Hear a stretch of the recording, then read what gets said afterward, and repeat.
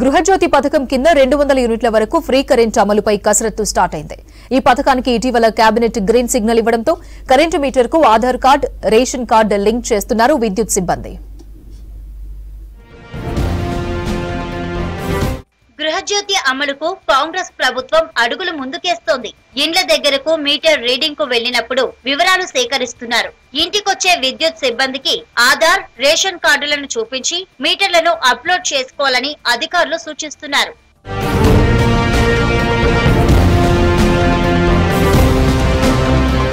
ఈ నెల 15వ తేదీలోపు మీటర్ కు Aadhaar card, ration card link చేస్తే ప్రక్రియ పూర్తి చేస్తామన్నారు విద్యుత్ అధికారులు. విద్యుత్ వినియోగదారులకు విజ్ఞప్తి. రాష్ట్ర ప్రభుత్వం చేపట్టినటువంటి ప్రజాపాలనలో భాగంగా 200 యూనిట్స్ గృహజ్యోతి పథకం కింద 200 యూనిట్స్ ఫ్రీకి గాను మా యొక్క సమీక్షలు నిన్న జరిగిన సమీక్షలో మా సీఎండీ గారి ఆదేశానుసారంగా మేము ఈ డాటా సేకరించడం జరుగుతుంది.